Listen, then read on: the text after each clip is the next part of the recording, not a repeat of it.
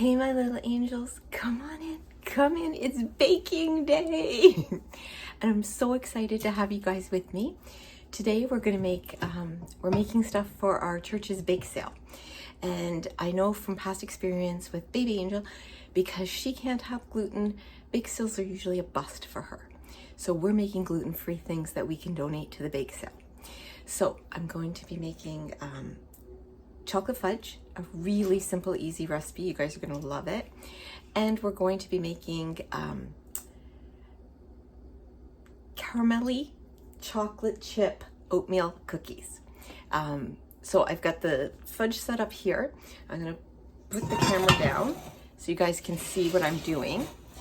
And ignore the mess, because remember, all of this is getting destroyed in 2 days. This kitchen will be gone. So ignore ripped up walls and all the rest of it, okay? Please. So here's the ingredients you're gonna need. All right, let me put this down. All right, we're gonna need 3 cups of chocolate chips. You can do this with white chips too. White chips are a little bit harder to melt. You have to be super, super careful. You can do this in the microwave if you want. Literally a minute and a half, you're done. But we're gonna do it on top of the stove, all right? So I'm using milk chocolate chips and semi-sweet mini chips, but as long as you have 3 cups worth, that's all that matters. A tablespoon of butter, some sweetened condensed milk, a can, and the low fat is perfectly fine. In fact, I prefer it. I find it melts easier. We're going to add a splash of coffee. This is just the coffee left over from this morning. And we're just going to use a splash. I use coffee whenever I use chocolate, okay? If you have espresso powder, use espresso powder instead. I just don't have any. And we're going to use vanilla. So basically, we're going to turn the oven on low. Not the oven, the stove. So the burner, this is electric. So the burner is on 2 right now. I like to put the condensed milk in first, just to avoid any chance of the chocolate scorching. And make sure you got yourselves a rubber spatula, because that is a baker's best friend, because you need every bit of this condensed milk. You don't, however, need the lid. We're going to be taking that out. Okay, so I'm going to put that in, scrape that out. Okay, and then we're going to add chips. I forgot one ingredient, you guys, so give me 30 seconds to grab it.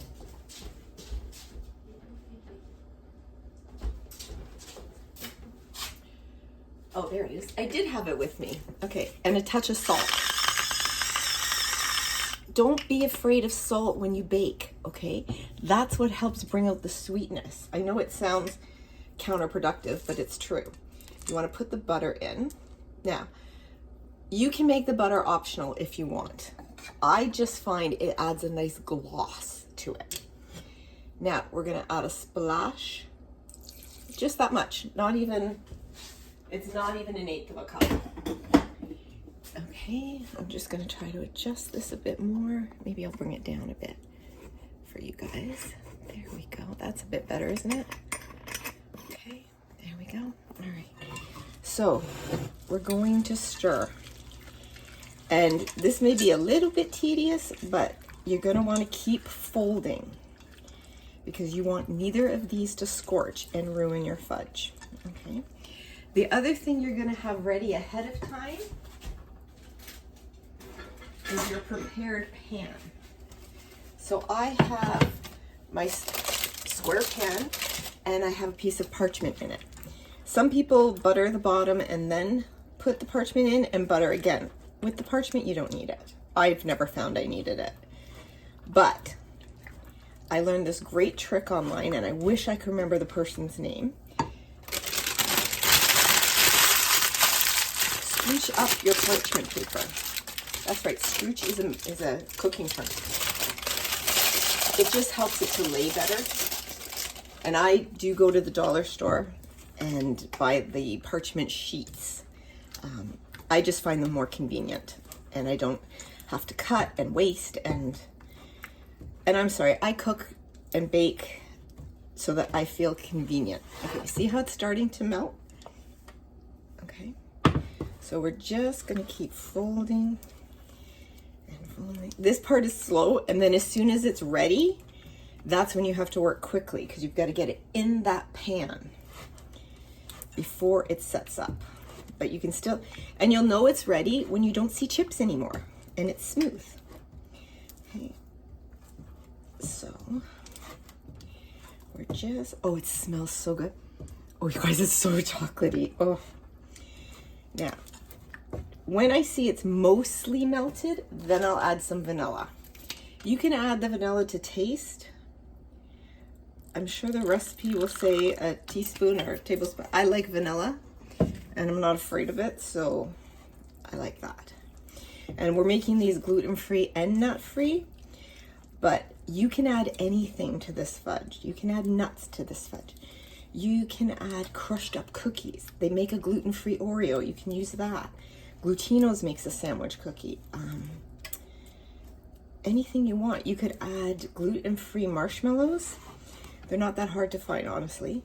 And broken up graham crackers and call them s'more fudge.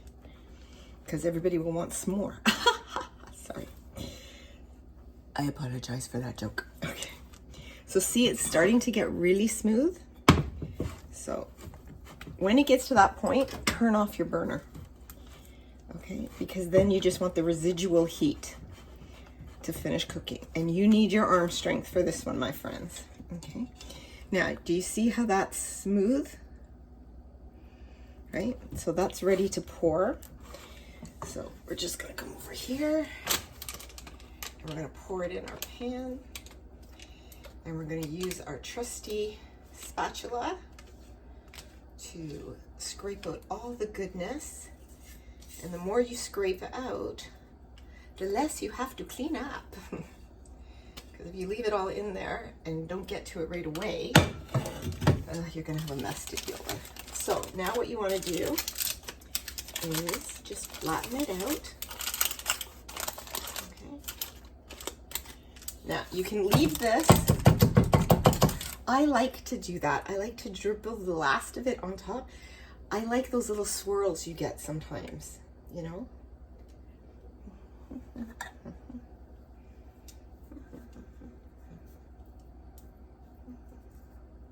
And then it's ready. All you have to do is let it set up, and that's super easy to do, guys. You just have to, I'm just giving it some swirls. Everybody likes to get the piece with the swirl, okay? So there you go. And I'm gonna put it in the fridge for 2 hours, or you could leave it on the counter for 2 hours and then cut it. So I'm popping it in the fridge.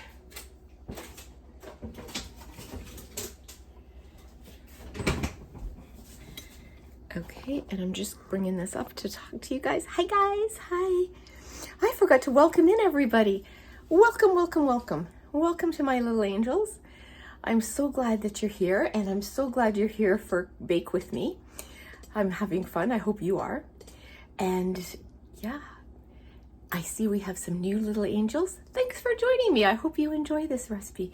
It's not traditional ASMR because I'm not whispering and I forget to talk softly when I'm baking. But the sounds of the kitchen to me, you know, the sounds of the parchment, of the mixing and the stirring and the breaking of the eggs, I find that so nostalgic and it gives me tingles. I love kitchen sounds. I love bed making sounds. I know that sounds weird, but I really love that creasing of the bed sheets and everything. So I technically think it's a ASMR. So we're gonna move to the other side where I have lots of stuff set up, and I'm making a double batch of this. So I want you guys to remember that. I'll try to put the recipe in the description. I'll see, okay? But I've doubled this recipe because it's for a bake sale. So just remember, when you're doing it, you wanna cut it in half, okay? So we're gonna move over here so I can show you guys all the stuff we're gonna be using. I've already gotten some things prepared just to show you. And what I do ahead of time is I prepare my pans. So I'm just using these aluminum from the dollar store. This oven, if I don't use this pan, I will get undercooked cookies or I'll get overcooked cookies. Some reason this works. I use the parchment just because I don't like cooking right next to tinfoil or aluminum, so I put the parchment there. So let's get started. I have all the ingredients laid out.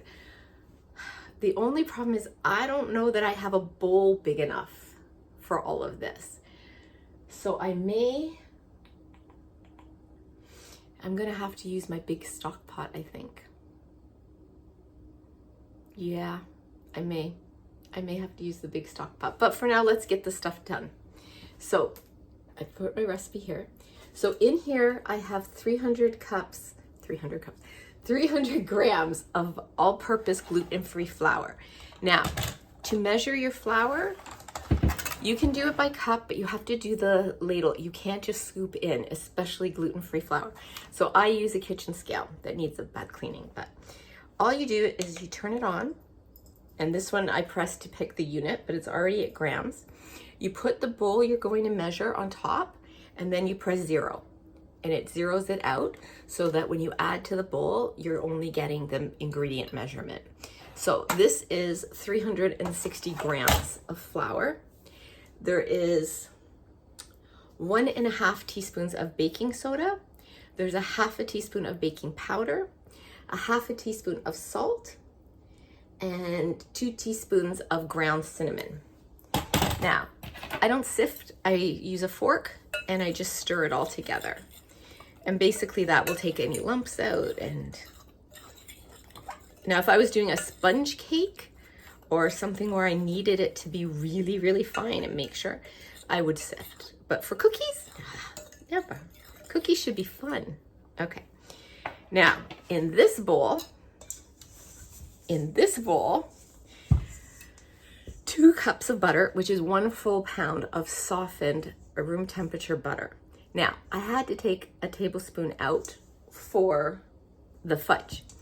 So what we're going to do, or what I've already done, is I'm taking a tablespoon of Crisco.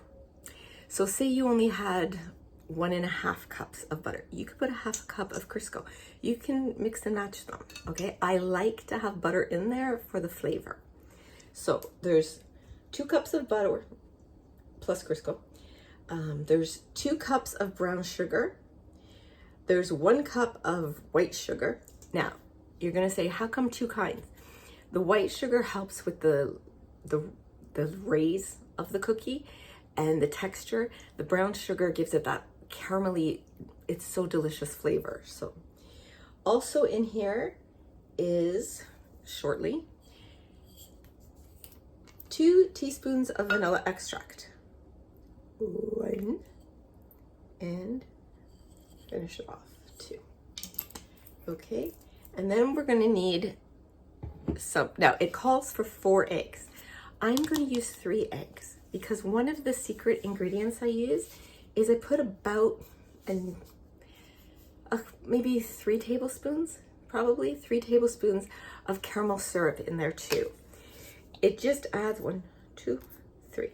And you can use sugar-free too. Yes, they make it.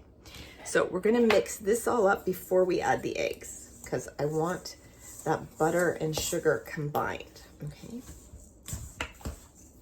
And I'm gonna move my camera down again and move this back. And I'll move this up forward. There we go. And I like that sound. I specifically chose this. Yeah, I'm definitely not gonna have a bowl big enough. Okay, so we'll use my great big pot, my Dutch oven. This is where I wish I could pause videos, but I can't. So. Okay, so you want this mixed. An electric mixer would be great. Mine is packed away. I could use my KitchenAid. I'm an idiot. My KitchenAid would fit all of this. Okay, I'll use my KitchenAid bowl. But I wanted to do it by hand for you guys, you know? My KitchenAid's very loud. So I'm gonna just do this. until it looks light and fluffy. You know? And people are like, I don't even know what light and fluffy means. You will. You'll see it. You'll see the air incorporated in while you stir. You'll see the butter mixed in with the brown sugar, and it just becomes homogeneous all together. And you don't want to see streaks of butter. Mostly you just want that sugar to dissolve into butter. Okay. Mini arm is getting a workout today. Now, I like a fork to do this, but you do you, Bruce. Okay.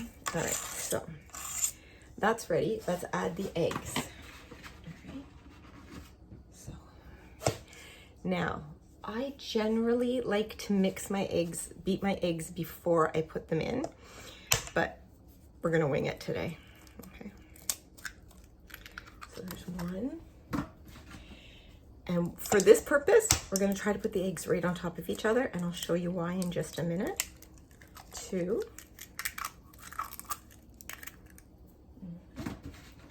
And 3.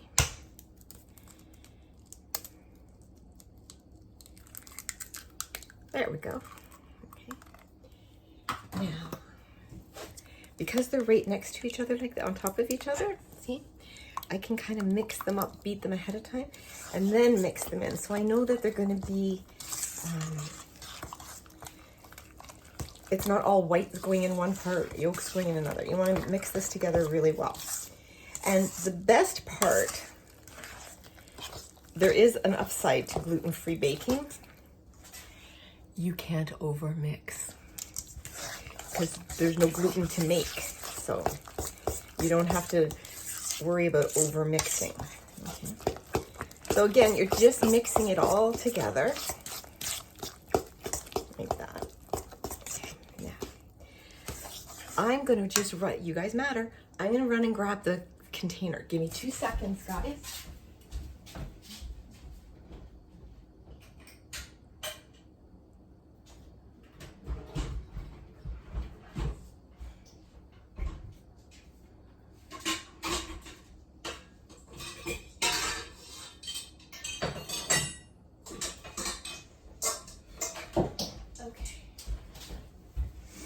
There we go. All right, so I'm gonna just transfer this in here. Okay. Okay. And again, this is where your rubber spatula will come in very handy. I'm just gonna be really precise with my fork. Okay. There we go. I love that sound. When my mom used to cook or bake, I would love that sound.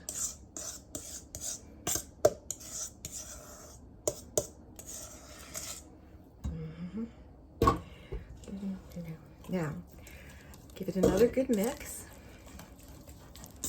and I'll show you what it looks like, okay? Now, what I like to do is put this mixture in slowly. So probably in about 3 batches. I just find dumping it all at once. If you've got the mixer going, that's fine, but if you're doing it by hand, why give yourself a harder job, you know? And I love, this is one of the things I love about baking. When I was a kid, I used to think it was magic because you think it's never gonna mix in, it's never gonna mix in. And then all of a sudden, it mixes and it disappears. And I used to think that was magical, you know? Now, if you're mixing something like this for a while and your arm is getting sore, you mix like this for a while with your arm up, and then you mix like this for a while with your arm down. It just gives your muscle a break. Okay, so now we're gonna add, I think we can do it in 2 batches.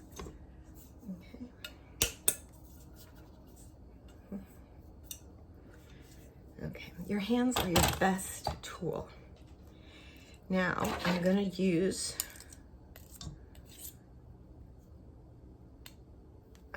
a spoon for the rest of this mixing. I'm going to use my wooden spurtle. Okay.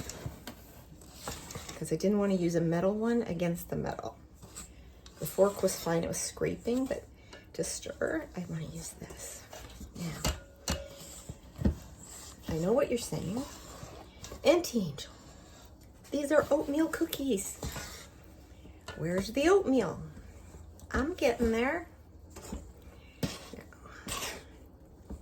I like to add the add-ins now because there's still a little bit of flour. And if the flour sticks to them, now this is score pieces from Chippets. I love this stuff.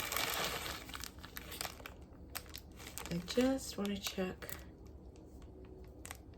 Yeah, okay. So I add about a 1/4 cup, okay? And then I'm gonna add a bag of chocolate chips. And these ones are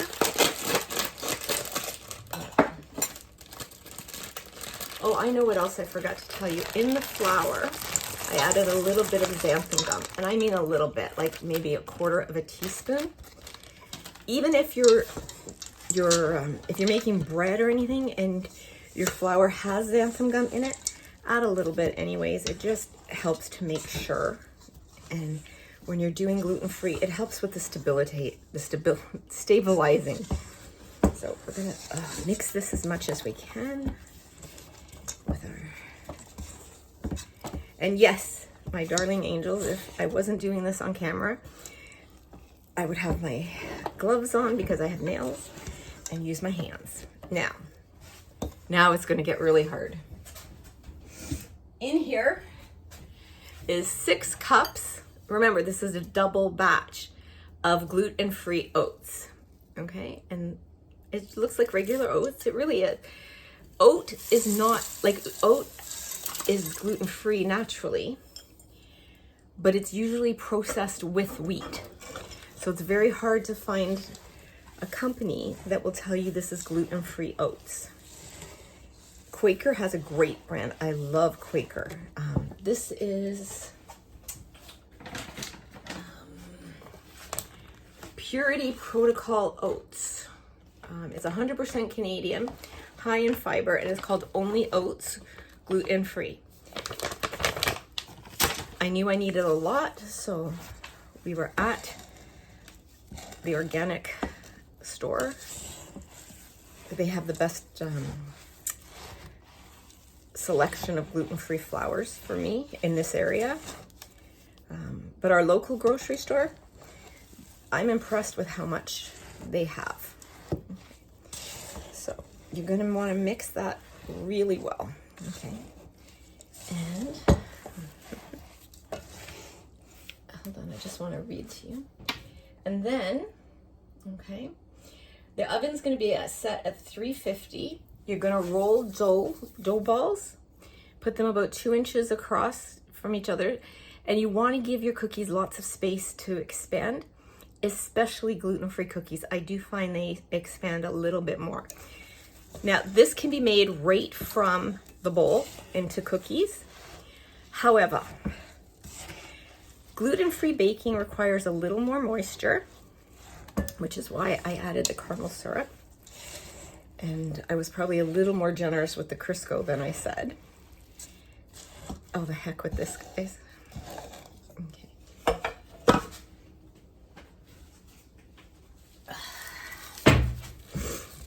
I'm not poo-poo shishi. I just, because of these nails, I can't stick my hand into meat and baking like I would normally. So I just put these on. Yeah, so with gluten-free, you need a little extra moisture. I have 2 good tips for that, for gluten-free baking, for those of you that are struggling with it. And believe me, I've struggled for 2 years trying to, when you're known as an amazing baker, and I'm not being braggy, I am, and then you're cooking gluten-free, baking gluten-free, and it's not as good. And you're like, what the hell am I doing wrong? Okay, so over the 2 years, I've learned a lot. You need more moisture, so I always add a little extra oil, a little extra this, a little extra that. And your dough has to rest, no matter what it is. You need to rest it. You can rest it and then stir it up again if you need to, But, so I'm actually gonna take these cookies, roll them in a ball, get them on the pans, and put the pans into my fridge. Probably half an hour. I like to chill. I don't like to chill the dough because it gets too hard to work with. But I do like to chill the cookies, as long as you've mixed well. And guys, that is mixed well. So I'm gonna take like about that much. Now, after I turn this off, I just wanna show you. I'm gonna make the cookies about that size, okay? These are gonna be a good size cookie. I cannot stand itty bitty little cookies. But you don't need to watch me roll 100 of these. So after they're baked, I'm gonna post a part 2 and I'm gonna show you everything that's done. But before I do that, I also wanna show you, I made a dozen of Southern Lady's biscuits. Southern Lady ASMR made biscuits. And I did a gluten-free version of her recipe. And I'm telling you, they turned out so well. They were fighting over them. They had them for dinner last night. We had meatball stew, so they had it with that. They had them for breakfast this morning. So it's a great recipe, guys. So if you haven't looked at it, get over there and look at it, okay? So, like I said, there'll be a part 2 soon, and I'll show you everything set up, and maybe we'll package it together. Ooh, that would be fun because I'm gonna use baggies, so there'll be lots of nice, and cutting sounds. That'll be good. That would be good. And I'm also gonna do the another perfume video, making perfume and bottling, because we can bottle my sister-in-law's that we made for her and my own. And yeah, it'll be great. Okay, so I'll see you guys soon. And remember, I love you, I value you, I honor you, and I'm so very, very glad that you were born.